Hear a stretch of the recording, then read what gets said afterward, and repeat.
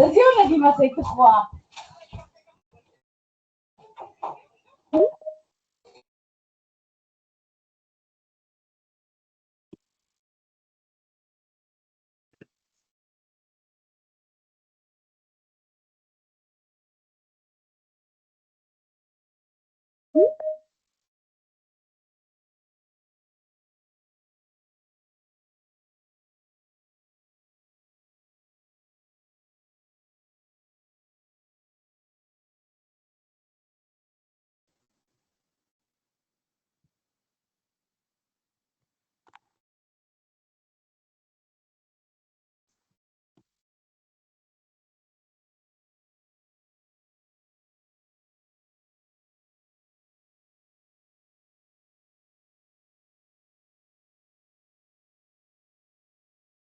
Hi everyone, thanks so much for joining. We'll just wait a couple minutes in case anyone else is joining and then we'll get started.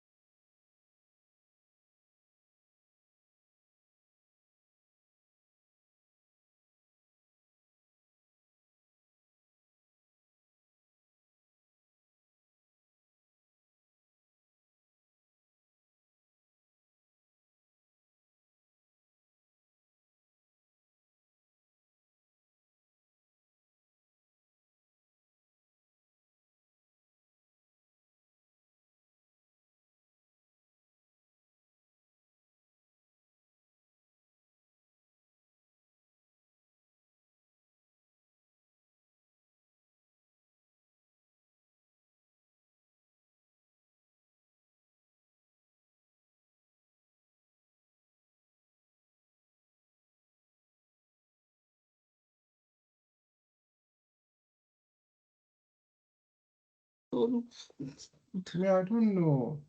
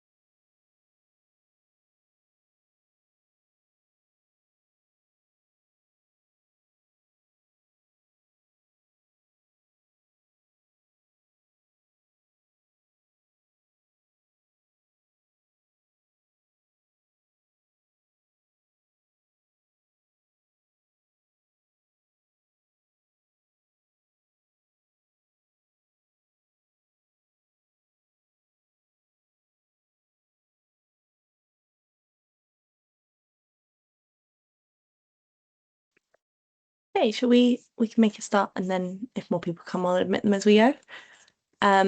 So thank you everyone so much for joining us. My name's Kea and I'm a fifth year medical student at Oxford. I'll just let Abina introduce herself as well. Hi, my name's Abina. I'm also a fifth year medical student at Oxford at Green Templeton College. Yeah, so the purpose of this webinar today is, I know we're all getting to the point where you're going to start thinking about where you want to apply for the next application cycle, and hopefully some of you are considering studying at either Oxford or Cambridge. So we're just here to tell you a bit more about what it's actually like to study medicine at Oxbridge, about, why it might be right for you, about why it might not as well, and kind of just give you a bit more advice on how to pick. And we'll have time for Q&A at the end as well. So hopefully you all know that this is run by Intermed School. We're a widening participation charity. And if you want more support, then you can find more information on our website. We have a great mentoring program. Hopefully this is all pretty common sense, but please keep your mics muted. If you have questions, you can pop them on the chat and we'll answer them at the end. And just so you know, it's being recorded. Okay, so we'll get started. We'll start by talking a bit about, the general structure of medicine at Oxford and Cambridge. So as I'm sure you guys all know, they're two of the most prestigious universities in the UK. They're known for their very academic programs, especially in medicine, and for having, world-class research. I think people talk about Oxbridge Medicine as being like completely different to other medical schools. People kind of have this idea that it's very separate. That's not, really the case. There are a lot of similarities in many ways, but there are also things about Oxbridge that are special, that are different. And it's not the right fit for everyone. I think some people definitely suit it better than others. It depends a lot on your interests, on your learning style, and also on what you want your future career as a doctor to look like. And, we really want you to be able to make an informed decision about whether it's going to be the right fit for you. So that's why we're here, just to kind of demystify it a little bit and help you understand what it's really like to study at Oxbridge. So hopefully this won't be too unfamiliar to you, but the courses at Oxbridge are traditional courses, meaning they have a preclinical clinical split. They're 6 years long, because there's that compulsory intercalated year in year 3 where you get a bachelor degree. They have the traditional means college and department-based teaching in years 1 to 3, and then ward-based teaching in the hospitals in years 4 to 6. And there's definitely the option to do further research qualifications. So you can do a PhD in the middle of your degree or afterwards if you want to do more research. So I think a good place for us to start would be on, what are the things about Oxbridge that are different to studying medicine at other universities. So the first one, as we've already touched on, is the traditional structure, and I'm going to go more into the pros and cons of that in a second. Another thing is the kind of heavy emphasis on research. The college system obviously gets talked about a lot, and I think that is a really important thing. Small group teaching, and then obviously the city themselves and the kind of traditions of the university. So one of the biggest differences that people tend to focus on is the preclinical clinical split. So what that means is you spend 2 years learning pure preclinical medicine. And in this time, you kind of learn about the normal biological systems, how the human body functions when it's all working well. And you do learn a bit of medical content in these years. It's not sort of all science, but it's very much academic medical content in the context of the scientific theory, if that makes sense. It's much more about how it works. We're not talking drug doses, drug side effects, we're talking kind of drug actions and how those link to the processes in the body, that kind of thing. And then in the last 3 years of your course, you put all of this knowledge into clinical practice and you head into the hospital. I think it's a really common misconception that at Oxbridge you get absolutely no clinical contact in the first 3 years. This isn't true, and actually I've found by talking to friends at other unis that you get like a similar amount to at other med schools like Nottingham, which is usually one afternoon in a GP practice every couple of weeks, where you just get used to talking to patients and being in a clinical setting. So there are definitely pros and cons to the traditional course structure. I think, it's my opinion that you do need to understand how the human body works before you can understand like disease processes. And I think having a strong scientific underpinning to your clinical practice is really important to make you a better doctor. For me personally, I really liked it because I felt like I got a more normal like uni experience for my first 3 years. My timetable was very similar to all my friends on different courses, like even my friends doing English. I had the time to do the clubs and stuff I wanted to do in those first 3 years.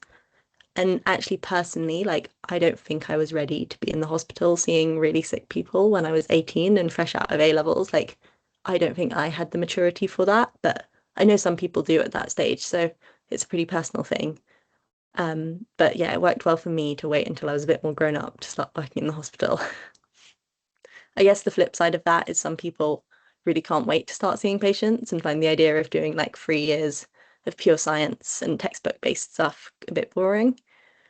The other thing I think from talking to friends at other med schools is if you get to develop your clinical skills from the very first year, you can end up being a bit more confident at things like taking bloods. Like at Oxbridge, you get a bit less time to hone those skills. That doesn't mean you don't end up being competent. I would say if you don't like learning from lectures and textbooks, And if you prefer a sort of more hands-on style, then maybe an integrated course would suit you better.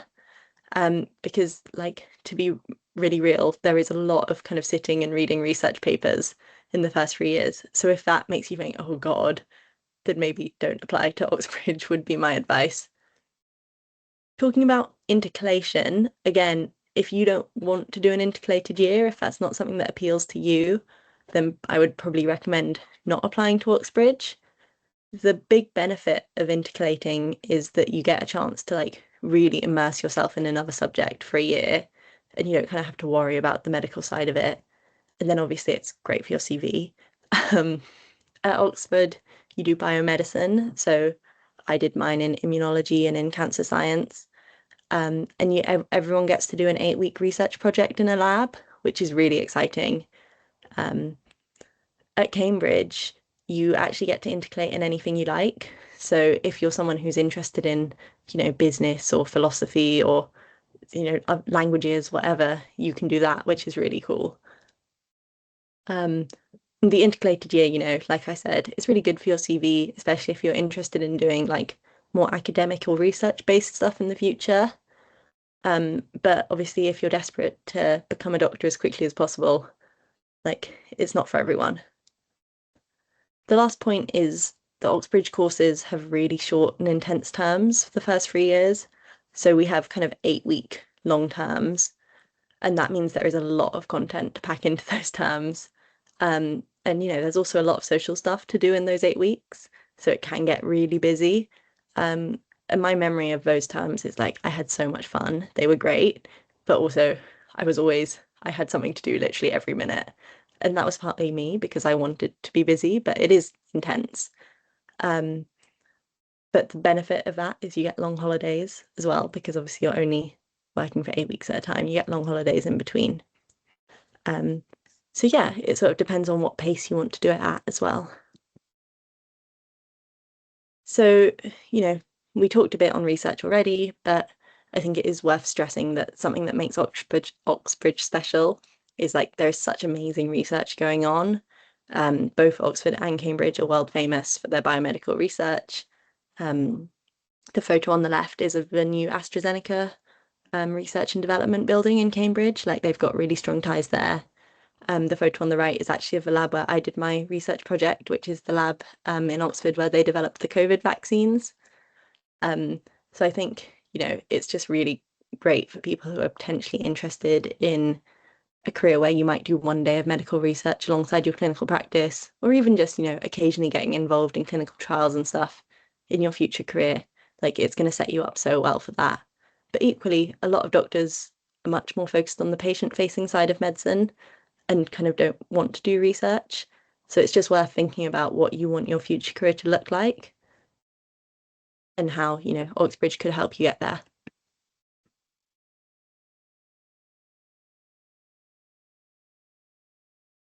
Okay, so you may have heard me in the beginning introduce myself, but also talking about the college that I go to. And I'm hoping to tell you more about the college system, how it works, and also how it can impact your life at Oxbridge or why it even exists as well. So your college is basically what I like to think of as like your entity that you belong to at Oxford. So University of Oxford is the university itself.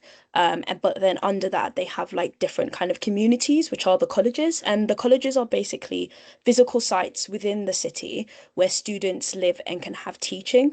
And on top of like offering accommodation and teaching, they also will act as a really nice social hub for the first couple of years of your degree. So some society and some colleges will run clubs. They'll run they'll have their own different societies or their own like medical societies as well. And then they'll also host a bunch of social events and welfare events as well. And this can mean that it impacts your day-to-day life at Oxford and Cambridge as well, quite a bit because it is quite an Oxbridge system. I do believe Durham also has a college system as well.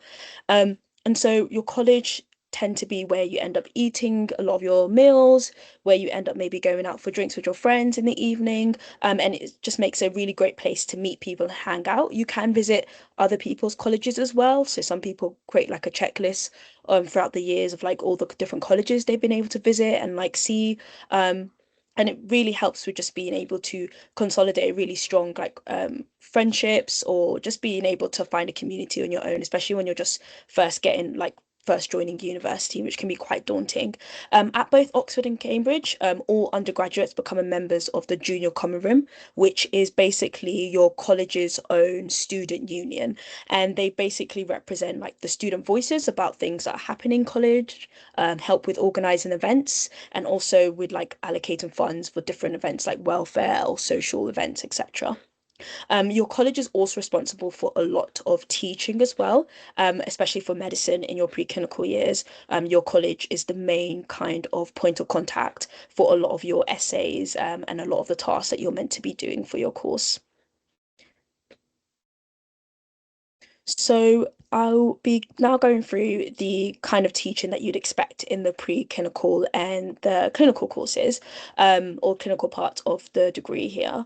So at Oxford, we have your preclinical being or teaching being delivered by both the Department of Medicine, and then also the college as well. So what we can see in front of us is actually a timetable, or an example timetable, that we had when we were doing preclinical here.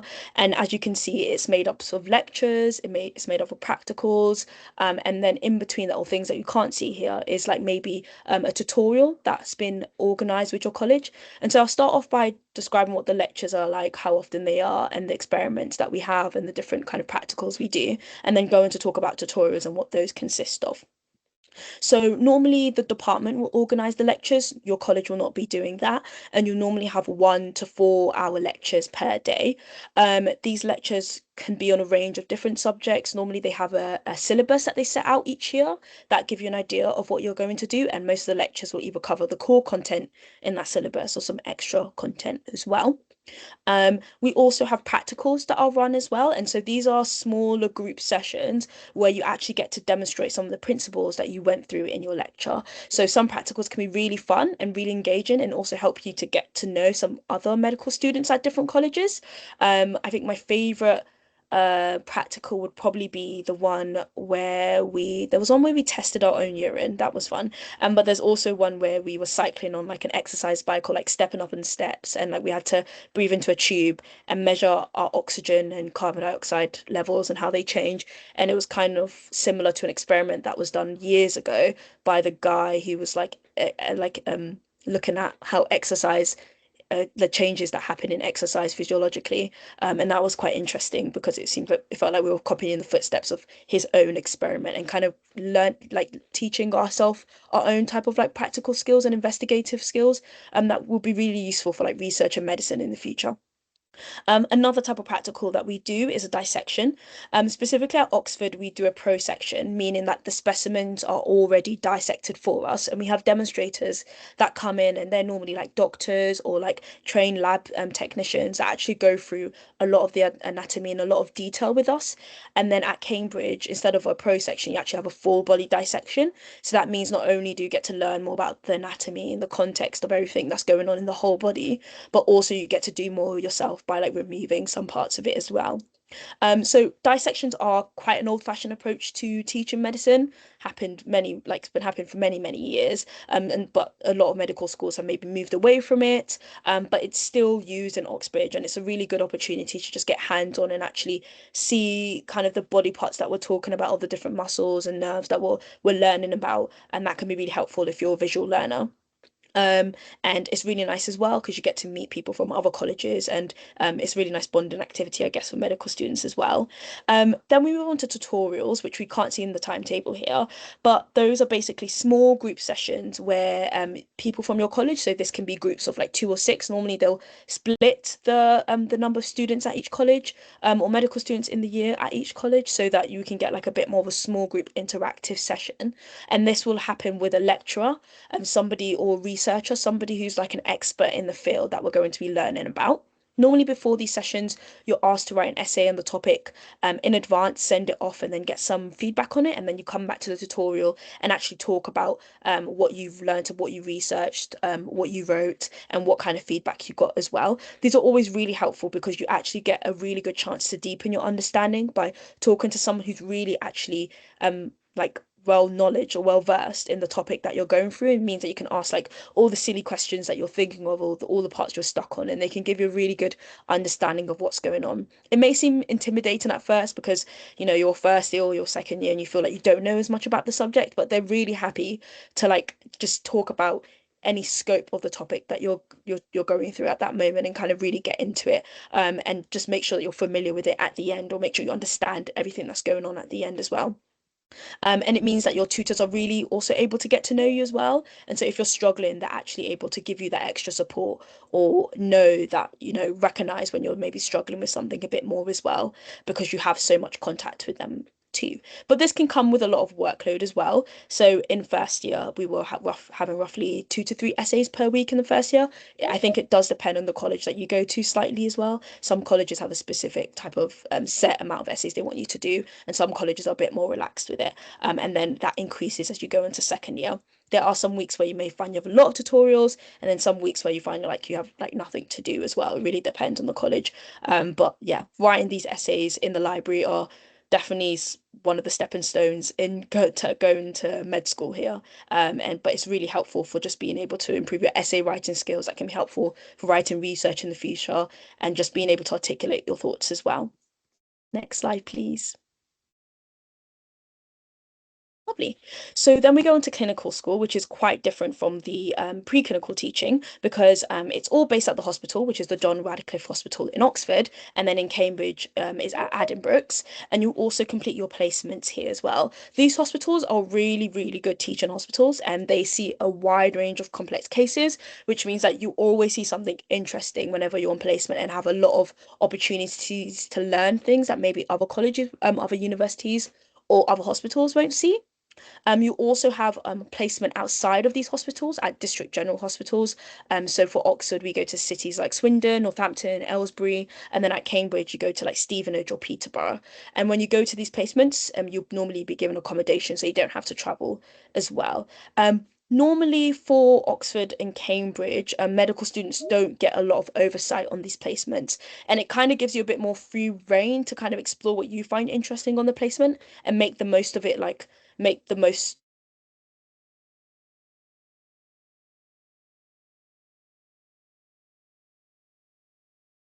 Oh, sorry, Abina, I think you've just got muted. Yeah, sorry, someone muted me. Sorry. But yeah, what was I saying? Oh yeah, I was saying that so compared to other medical schools, you may have like a lot more fewer sign-offs. And this is actually really good for students who find that maybe they don't want to have like a list of things that they have to do, so that maybe they can enjoy the placement a lot more and actually take charge of like what they want to do when they're there, and actually motivate themselves to like either do this specific skill or get this learning out of it.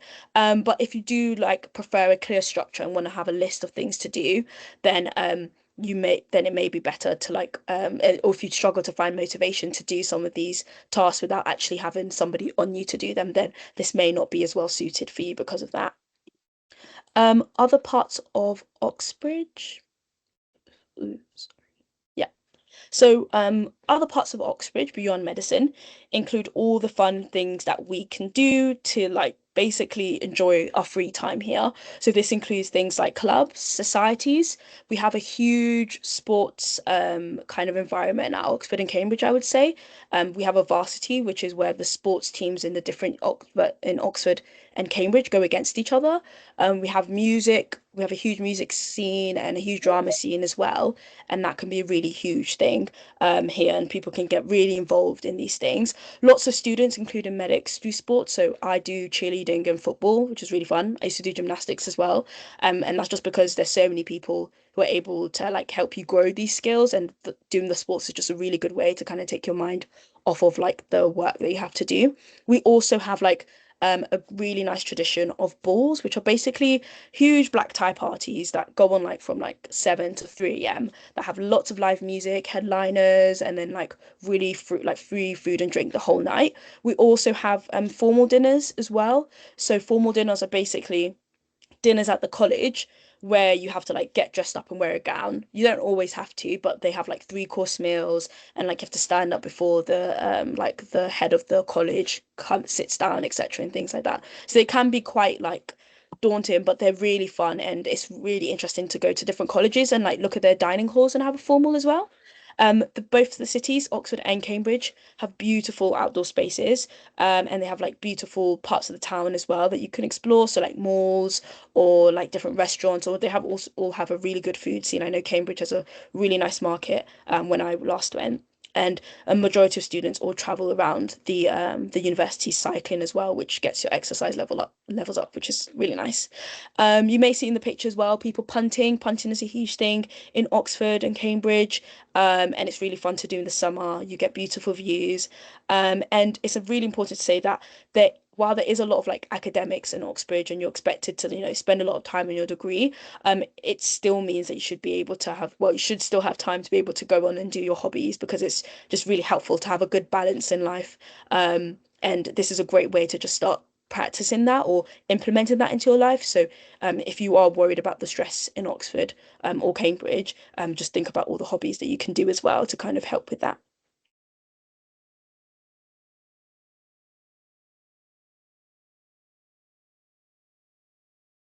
Yeah, great. So we'll now take you through sort of some example timetables for like a day in the life of someone studying medicine at Oxbridge. And obviously these are just, I was trying to think back to what my timetable looked like in preclinical. And I found myself very jealous of my 19-year-old self because I used to wake up at 8 a.m., um, get ready, walk to lectures. The lectures, they're held at the department, which is quite close to the colleges. So it's not like, I think from pretty much anywhere in Oxford, it's a 15-minute walk max to lectures. So nice, really nice in the mornings, especially if you've been out the night before. Um, and then most mornings we'd have about 3 hours of lectures. You saw the example lecture timetable earlier. These might be on three completely different things. Sometimes they're like run on topics. Usually by the third hour, I'd be starting to feel like my brain was getting a bit, a lot of information to take in, but you just try and make as good notes as you can. After lectures finished, I would always go to lunch in college dining hall. Like Avina said, like the college is such a social hub, so I would always meet all my friends there. So a lot of the colleges have really good food. I know not all of them do necessarily, but I'm very lucky at my college that we have fantastic food and it's quite cheap. Um, Usually that then ended up being a very long affair because you're chatting with your friends and you've intended to go to the library in half an hour and then it's like, oh no, it's been longer than that.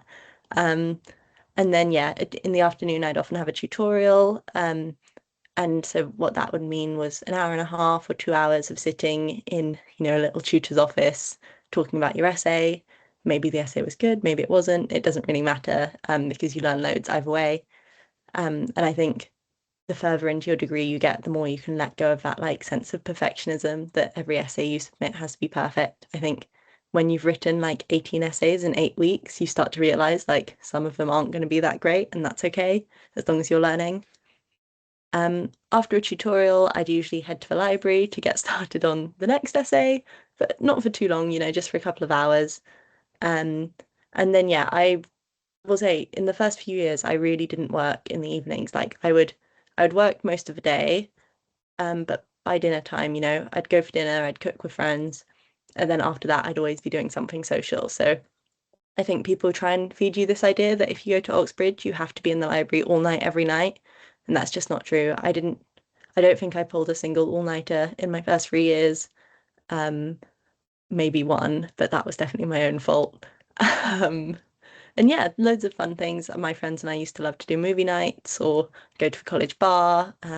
Also society meetings. I'm in an orchestra, so some nights of the week I'd be doing that.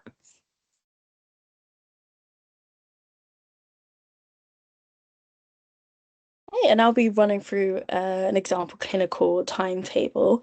So with clinical school, you're going to be expected to turn up at some of the placements quite early. Normally, before they expect you to get there just before the doctors get there or just around the same time, so you can actually have a look at some of the patient's notes before you go in. I don't know how often I do this, probably not that often, but I do try to get in just a bit before the doctors, just so I have a bit an idea of what the patients are like, so I can either read up on content or on topics that I think will be relevant that day, and I maybe want to use this as a learning opportunity, or I'm scared that the doctors are going to ask me questions and I want to have a good answer. for some of the things they will ask me. So this means that you're probably waking up around 7 a.m. sometimes, especially if the hospital day starts around like 8. If it's surgery, it probably will start a bit earlier, like 7:45 or 7:30. So around 8, you're probably going to be checking in with patients pre-surgery, or maybe doing a ward round as well if we're not looking at surgery as well. So for medical placements, you're probably going to be at a ward round for quite some time, and those normally start around 8 a.m. For surgery, you probably start scrubbing in around 9 once they've done all the pre-surgery patient checks. And then you'll be either in surgery with the in theatre with the surgeons.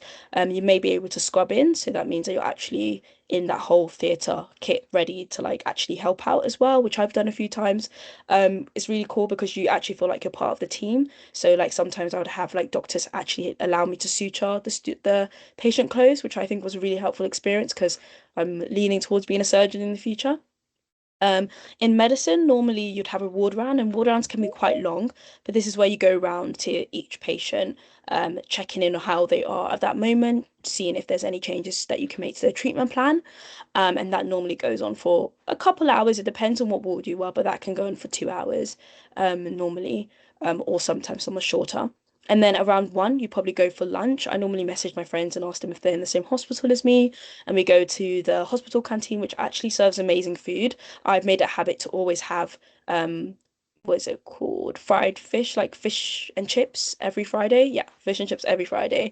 And because we move around different hospitals in Oxford as well, I do like to try and like rate the different fish and chips in each hospital. It's really fun. And then around 2, probably go back to surgery or go back to the wards.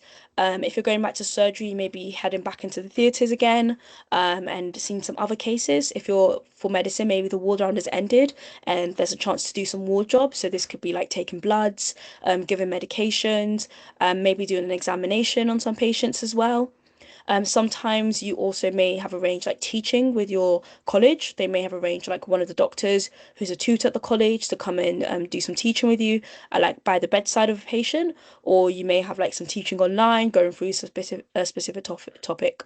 We don't get as much tutorials, I would say, in clinical school as well. For my college, we have like a set day of teaching each day, but we don't actually have a lot of like tutorials, like essays to write, etc. It's normally like bedside teaching, and it's not as often as it was for preclinical.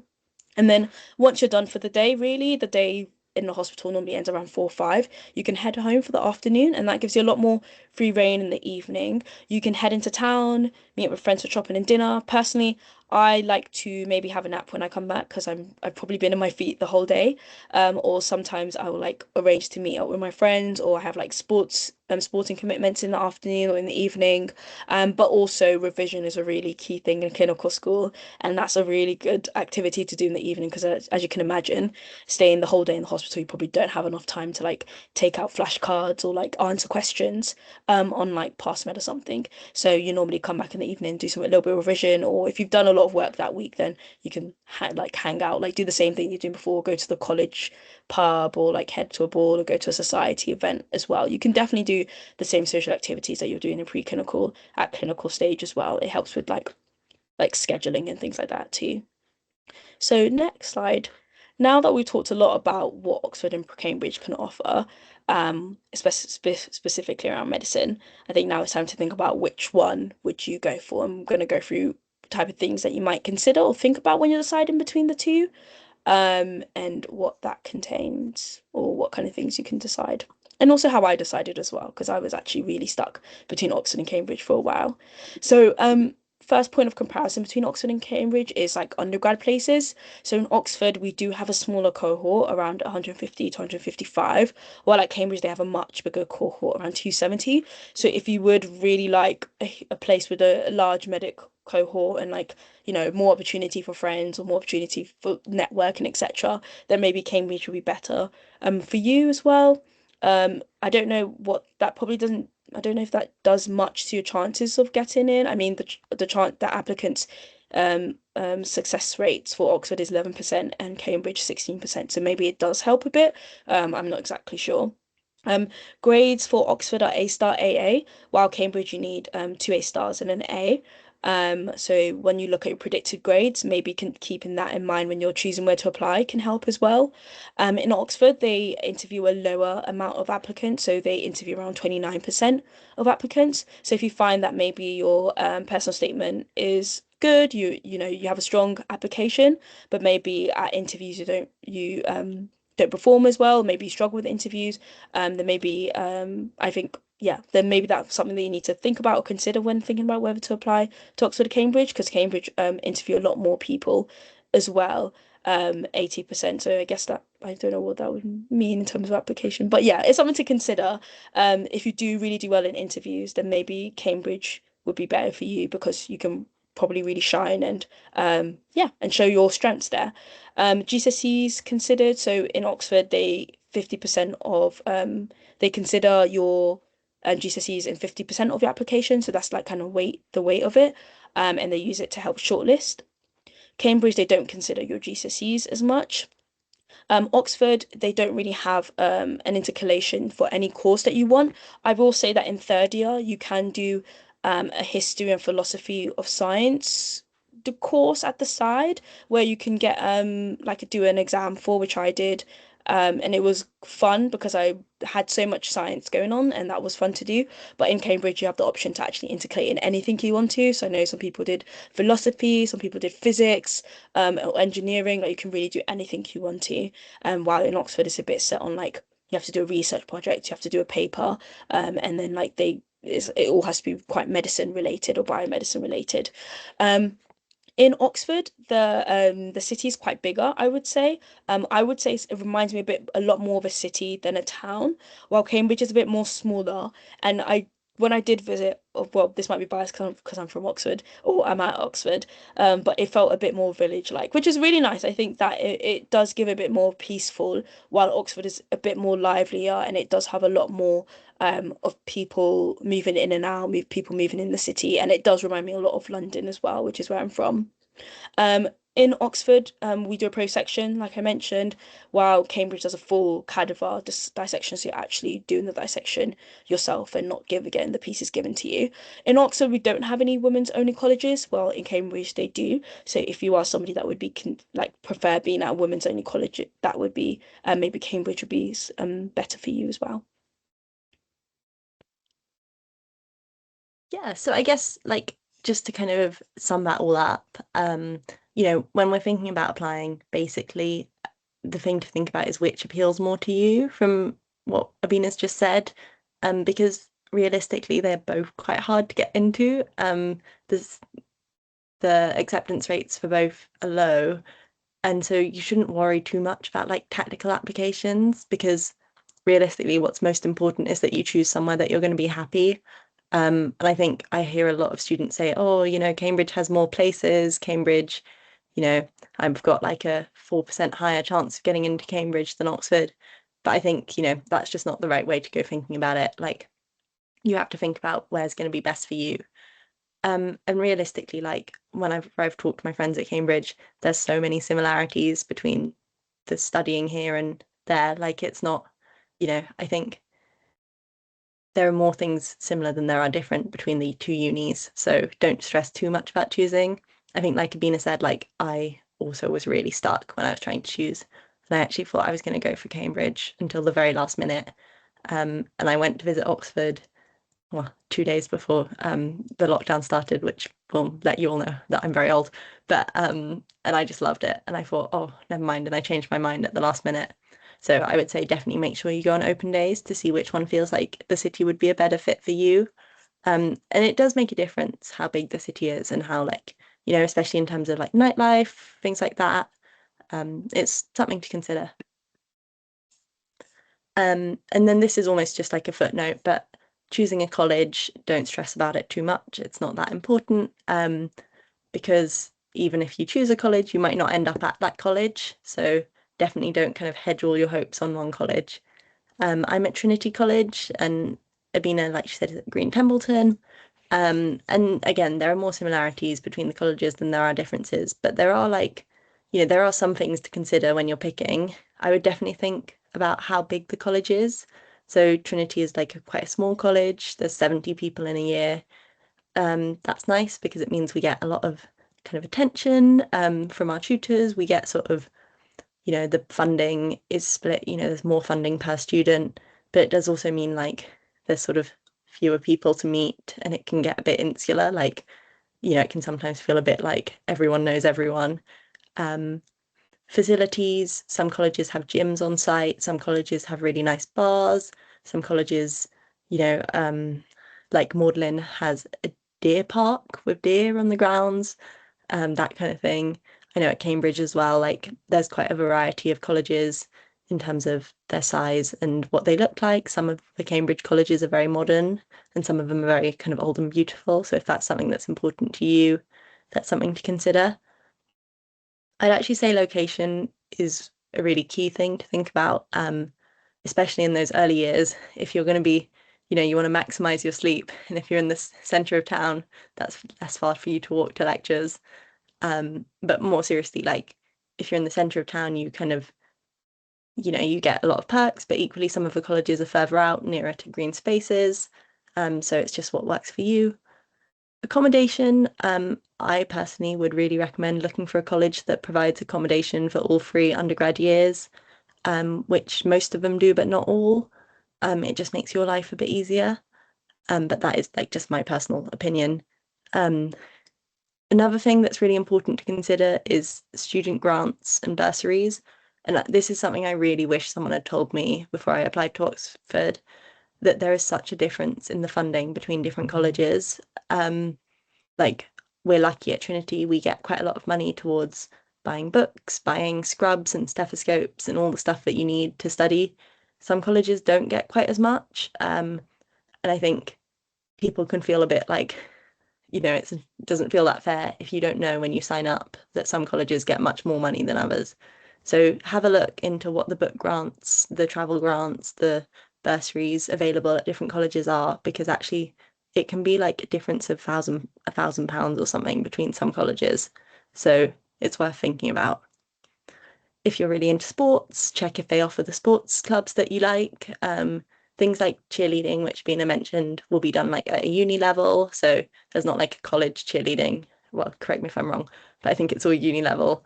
But then things like netball, football, colleges run those as well. So if you're really into that kind of thing, have a look. Similarly, some colleges have orchestras, but not all. Some colleges have great choirs. And then I guess just visit, get a feel of the atmosphere. Colleges can feel quite different. Some of them sort of feel very grand and very beautiful. Some of them are sort of smaller, friendly. It's just what works for you. I personally chose Trinity because it has great food, which is not maybe the best reason to choose a college, but it's done me very well. Someone told me they had the best dining room food, and I thought, yeah, why not? And they also have a cat and 2 tortoises. So yeah, we don't actually have a cat anymore. So that was maybe not the best way to choose. But anyway, I like Trinity. And yeah, I guess onto that's sort of the end of the main bit of the talk. And just wanted to kind of give you guys a chance to ask any questions that you may have. And just to sort of let you all know, like, I'm planning to run a second talk on how to apply to Oxbridge, how to make a good Oxbridge application. So, stay tuned for more information on that. Yeah, thank you so much. Does anyone have any questions? We do have one question in the comments in the brilliant. chat, in the meeting chat, sorry. It says, what GCSEs does Oxford look at? Is it biology, chemistry, maths, and English language? So yeah, I actually did mean to put more detail on that in the slides and then Nice. So Oxford look at your GCSEs they look at all of your GCSEs and they look at them in the context of your school. So what that means is they'll it depends on how well students usually do on average at your school. So if everyone at your school gets 7s, 8s, 9s, you probably want all 8s and 9s to show you that you're sort of, at that level. If at your school people get much lower scores, then, you don't, like if you've got a lower set of scores, that's also all right.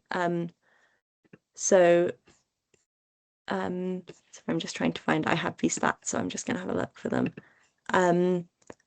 Yeah, so that's what they mean in terms of considering the GCSEs. I would say, like, most people who get an interview at Oxford have, like, I'd say most people who get an interview at Oxford have almost all 8s or 9s. Not all, but most. And most people have, I'd say, on average, like 8 or more, 8s or 9s. Does that sound about right, Abina? But if that isn't your GCSE, like if you don't have that set of scores and if you have like extenuating circumstances, you can also submit that. But yeah, so they look at all your GCSEs, not just specific ones. Okay. In terms of GCSE profiles at Cambridge, it's very similar to Oxford, even though they don't look at your GCSEs. It does tend to be very high achieving students who apply and get offers. So a lot of the students will have full sets of 8s and 9s. But like I said, that's not a must. It's just, statistically how it tends to work out. Okay. In terms of UCAT scores, so it's all new that they have the UCAT. I think for Oxford, most of the interview offers they give are to people with UCAT scores of about 2,300 or higher. In terms of what would be a good UCAT score on average, I guess that's sort of what you want to aim for if you're looking at trying to get a place at these unis. I don't know, Abina, if you have anything to add on that. Yeah, I think they have like they all or both the universities have like released like graphs of like the average kind of UCAT score that students had, and they also show the proportion of interviews. So you can see that even though some people got really high UCATs, there wasn't like a large proportion that got interviews. I would look at the graph, or I can't get it up now, but if you see it, that there's like a good range of like UCAT scores that that most people got an offer within as well. So I mean, get as high as you can, and then let that guide you, I would say. But yeah, I'll actually put the link to the graph in the stats in the chat, because I actually think this graph is just much more clear than we could ever explain it. And yeah, basically, while Cambridge they don't release their UCAT stats at all, I think we can assume, because they interview more people, that there will be a wider range of UCAT scores. So my advice would be, if your UCAT score does look a bit below what is shown to be giving an interview on that graph for Oxford, then Cambridge you might still get an interview. But yeah, and obviously once you get an interview at Oxford, they no longer think about your UCAT score, if that makes sense. So if you're at the bottom end of the UCAT score, but you get an interview, they then only consider your interview achievement. They don't kind of keep thinking about it. Ooh, Abina, do you want to answer the one about would you normally get a job alongside studying? yeah, I guess so, because I'm like, I did have so with Oxford, they do make it quite clear at the start that they wouldn't recommend getting a job during term time. Um, I don't think we signed a waiver not to have a job, I would say. Would you say that we signed it? Was it signed? No, there's no waiver, yeah, not to have a job. But they do make it really clear that if you're struggling financially, they will be there to assist you, if necessary or if you need it. And they're quite like, I would say they're quite helpful, and they're not like stingy, or they don't withhold and things like that. If you do need the help, they will give it to you. So you can get a job alongside it, but I would I did have a job in second year. Well, for like basically all the times that I've been studying here, all the years I've been studying here, I have had a job, but they've been very relaxed jobs. So one time I was working in I've been working at a restaurant. Well, I used to work at a restaurant in Oxford, but that was quite short term because it was actually impacting my studying a bit. Tutoring is something that's a bit more relaxed than a lot of students do here, because it's a job that you can actually do alongside it, and it doesn't take as much time as other jobs would. I've also started like babysitting as well, because a lot of doctors are happy with you babysitting their kids, or they're looking for people to babysit their kids as well. With Oxford, the way the terms are, they're very short and intense. And so if you do get a job, you don't want a job that is as intense or requires a lot more of you, because you will be very, very tired, and you probably won't be able to get as much as you can out of your degree. And so I wouldn't like, for specifically Oxbridge, because there's very intense and short terms, maybe having a job isn't that good. And if you do need financial assistance, always go to your college and like ask for help. But if you need a job, make sure that it's a lot more relaxed and a lot more like chill. I was just doing it because I wanted like a budget for like my weekly grocery shopping, and that would just like make sure that all the money I had, I would just get from my job and use it for that instead. But yeah, you can definitely survive without a job as well. I guess the other thing to say is like, because the holidays are so long, like I never worked in term time except a bit of tutoring, but I did used to work full time for the holidays for the first couple of years. And then, so I would be working like, that's like 24 weeks a year or something that you actually end up being able to work, which is, like you can make enough money to get through the term times on that if you work hard, which isn't, it's not ideal, but it does work basically. But yeah, it would be difficult to manage like an intense job and term. In terms of, is there a minimum number of GCSEs required? No, but if you look at the graph on the link that I've also just sent, most people have 7 to 11 GCSEs, I'd say.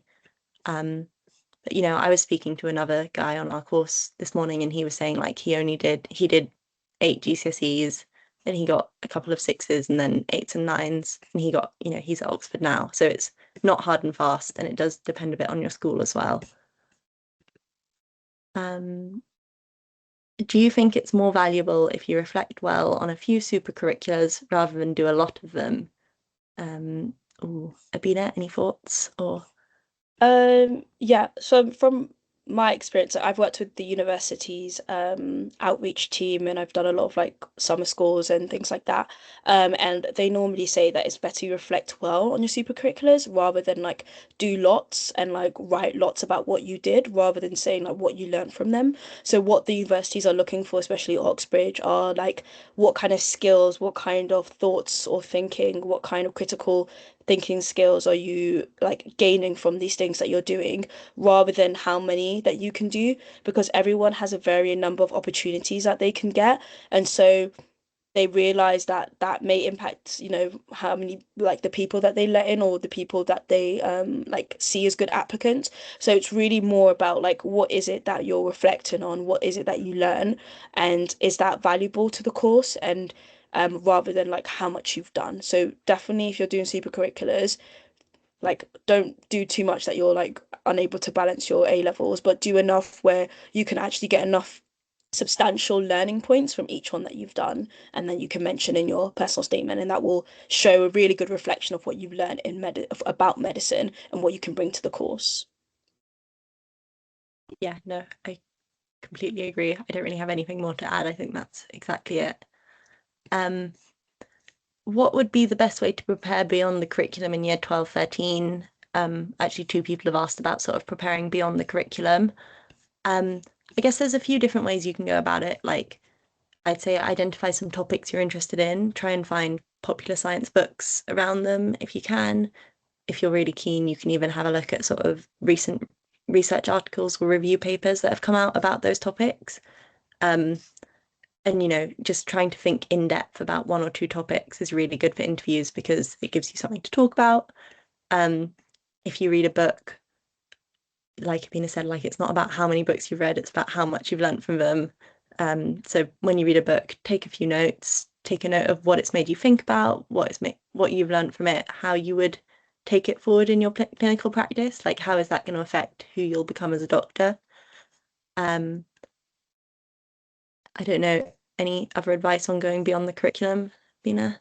Yeah, I recommend like using different modes of learning as well. So like podcasts can be really good for learning about like different scientific concepts or like exploring a topic that you're interested in, YouTube videos, documentaries, as well as like just reading about things. I always recommend like action after them as well.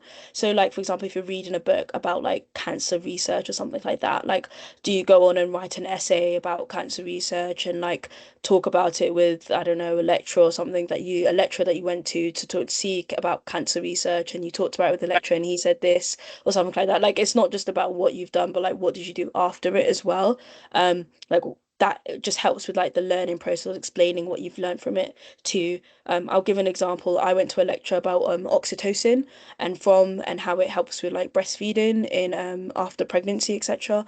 And then I went on to ask about like my family members about their breastfeeding habits, and then I went into a rabbit hole on like the benefits of breastfeeding and like how the NHS goes about like giving people information about breastfeeding, and then I gave made a suggestion in like a research. Well, I wrote like a paper. It didn't go anywhere. It was literally just like me writing or rambling about, and then I made suggestions about what I think could be done to improve like the rate of breastfeeding or information given about breastfeeding. Like it's really about what you do after it or after what you've learned rather than like what you've done, if that makes sense as well.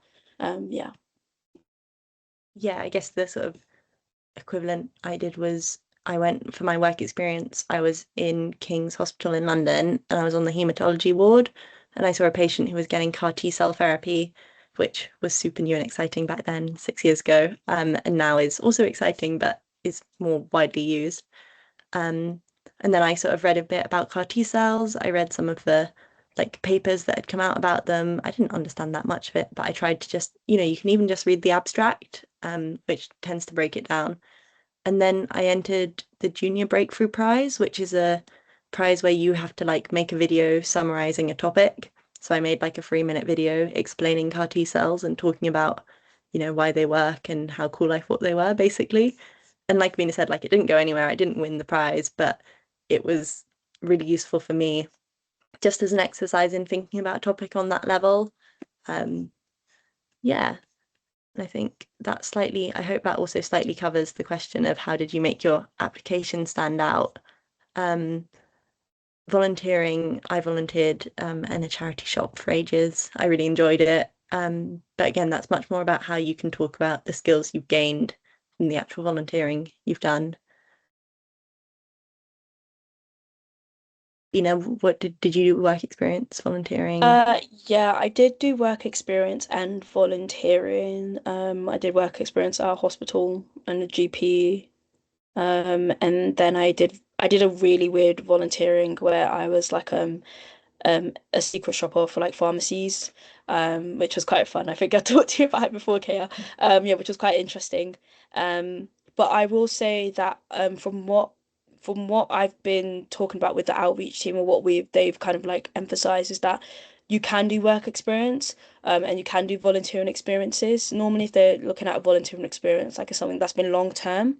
But also it's the same thing. Like, what did you learn about those things that relate to medicine, even if it wasn't specifically in a clinical area as well? So, like, if you were like volunteering in a care home or volunteering in like a charity shop, like, what kind of skills did you learn from it that relate to medicine that you can link is more important than like actually being in like a hospital and seeing like a crazy surgery or being part of this crazy experience at a hospital. It's really about like what you learn from those experiences as well. So if you're not able to get work experience in hospital, it doesn't really matter. And I don't think they're looking for research-based experience. I mean, if you have it, that's good. It's more about what you can talk about it from it. That's more important. Because if your reflection is just kind of shallow and it's not very well in depth about like how research, is embedded in medicine, etc., then it's not really going to, I don't think it would, well, I'm not like a personal statement reader, but maybe, it wouldn't wow them as much. But the most important point, sorry, is reflection. Like really, like what do you learn from these experiences and what does it teach you about medicine, rather than like what like you have to do work experience, you have to do research-based experience. Yeah. Yeah, no, exactly. I agree that I don't think they'd expect you to have research experience. I certainly didn't if you can get it, that's an amazing thing, but I don't think many people do. Work experience, yeah, again, not everyone can get it. If you can get it, great.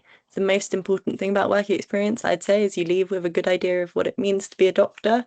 And you leave thinking like this is a job I would like to do, because you don't want to be there are lots of people who show up to med school and then do realize like, oh, actually this isn't for me. So if you can minimize your chances of that happening, I think that's really important. But yeah, it's a kind of, whatever you do, just reflect on it, I think is the big takeaway from these answers. And then, yeah, we're out of time, but I'll answer the last question. The other webinar I mentioned, where can you find more signing up information? You can't yet because I haven't finalized that with the events team.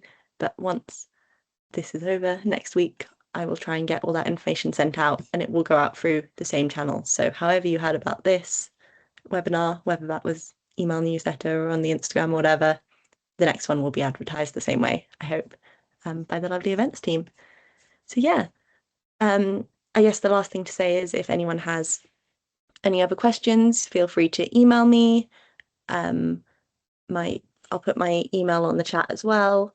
And I run the Oxbridge program at Intermed School. So if you sign up for if you are a mentee rather, or you sign up for the mentee program, you also get the option to join the Oxbridge program, which means sort of one-to-one advice and things like in future reading your personal statement, that kind of thing. So yeah, that's a good opportunity if anyone's interested. And yeah, email me if you have any questions or if you want more information about that. And thank you all so much for coming.